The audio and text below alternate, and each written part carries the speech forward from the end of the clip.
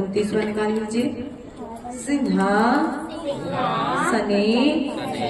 मणिमयूख शिखा विचित्रे विभ्राजते तव बपू कनका वदातम बिंबम व्यद विलश दंसु लता वितानम तुंगो दयाद्री सिर शिव सहस्त्र रश्मि सिंहासने मणिमयूख शिखा विचित्रे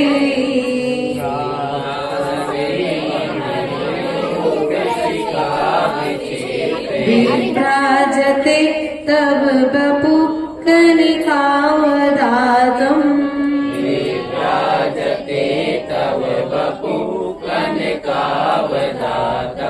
बिंबं वियत् विलसितं सुलता वितानम्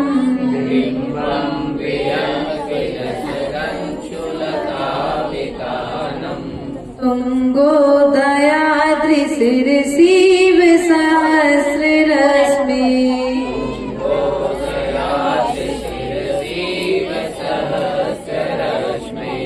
कुंदा वदात चल चामर चारु शोभम बिभ्राजते तव बपुः कल धौत कांतम उच्चस्सांक उद्यक्ष सांक शुचि निर्झर वारिधारम मुच्चैस्तटम सुरगिरे निव सातकौंभम कुंदावदाति चले चामर चारु शोभम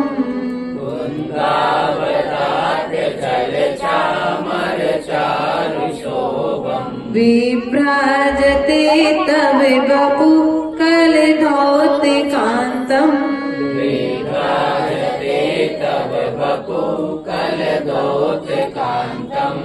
उद्यत शशांक शुचि निर्झर वारिधार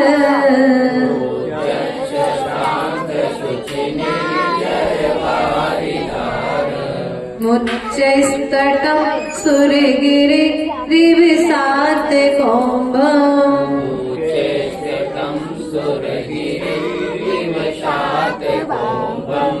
अर्थात यहाँ पर कहते हैं सिंहासने मणिमयूख शिखा विचित्रे। हे भगवान, आप कहाँ पर विराजमान हैं? सिंहासन पर। किस पर विराजमान है आप? सिंहासन पर विराजमान है। वो सिंहासन कैसा है? मणिमय है।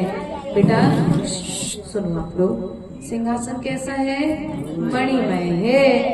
मयूख शिखा विचित्रे अर्थात मणियों की किरण, मयूख अर्थात किरणों के, शिखा विचित्रे अग्रभाग की पंक्ति से शोभित सिंहासन पर किरणों के, मणियों की किरणों के अग्रभाग से सुशोभित सिंहासन पर आप विराजमान हैं। विभ्राजते तव बपू कनकावदातम, आपका स्वर्ण के समान स्वच्छ बपू अर्थात शरीर, उसके पश्चात बिंबम वियत विलस दंसु लता वितानम अर्थात लंसु लता अर्थात किरण रूपी लता समूह वाले सहस्र रस में अर्थात सूर्य के बिंब के इव अर्थात समान विभ्राजते अत्यधिक शोभायमान हो रहे हैं। ये भगवान आप सिंहासन पर विराजमान हैं। ऐसा मानो ऐसा लग रहा है जैसे जब पूर्व दिशा से सूर्य उदित होता है तो वह सूर्य अपनी किरणों को प्रकाशित करता है, अर्थात किरणों के माध्यम से धरती को प्रकाशित करता है। उसी प्रकार से आप उगते हुए सूर्य की तरह सिंहासन पर शोभित हो रहे हैं। उदयाचल अर्थात पर्वत की चोटी से जैसे सूर्य बिंब जैसा लगता है, वैसा आपका मनोहारी शरीर सिंहासन पर होने से सोने के समान शोभा को प्राप्त हो रहा है। अगले काव्य में कहते हैं चवर की विशेषता बताते हैं। चवर प्रातिहार जो अष्ट प्रातिहार है ना, तो पहला कौन सा हो गया था अपना अशोक वृक्ष, दूसरा सिंहासन, तीसरा चवर प्रातिहार। अर्थात चवर प्रातिहार की विशेषता बताते हुए कहते हैं कुंदा पदार्थ अर्थात कुंद पुष्प के समान निर्मल सफेद। कैसे चवर बोलो तो? कुंद पुष्प कैसा होता है? सफेद रंग का होता है। अर्थात सफेद में भी जितना अधिक सफेद हो सकता है उस सफेद से भी उस कुंद पुष्प की उपमा दी है। अर्थात निर्मल कुंद पुष्प के समान निर्मल श्वेत चल चामर चारु शोभम अर्थात हिलते हुए चमर की चारु शोभम सुंदर शोभा से युक्त विभ्राजते तब बपु कल धौतिकांतम। बपु अर्थात शरीर, कल धौत स्वर्ण के समान, तो मतलब आपके कांतम अर्थात कांति को प्राप्त। क्या हो रहा है? कांति वाला आपका जो स्वर्ण शरीर है। पहले तो यहाँ पर शरीर की विशेषता बता दी। आपका शरीर कैसा है? स्वर्ण के समान पीले रंग का है। सोना कैसा होता है? पीले रंग का होता है। तो पीले रंग का यहाँ पर ना कह करके क्या कह दिया? आप स्वर्ण के समान सुंदर हैं। और चमर कैसी है? श्वेत रंग के चमर हैं। और क्या कहते हैं?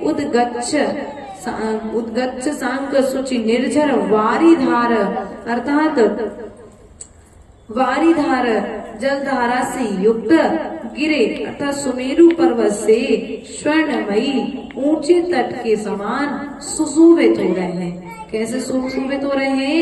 जैसे आपकी स्वर्णमयी काया पर श्वेत चमर सुंदर ढूंढे जा रहे हैं। ऐसा लगता है मानो सुमेरु पर्वत पर कोई चंद्रकांति सा जल का झरना झर रहा हो। क्या कहा यहाँ पर? जैसे जब पर्वत से पानी गिरता है, आपने देखा कभी झरनों का पानी? तो कैसा लगता है? जैसे बिल्कुल सफेद पानी। अपन इसको क्या बोलते हैं? अपना जबलपुर के पास में क्या है? भेड़ा घाट। भेड़ा घाट जो गया होगा उसने देखा होगा। अमरकंटक में भी दिखता है, भेड़ा घाट में भी दिखता है। तो देखा आप लोगों ने?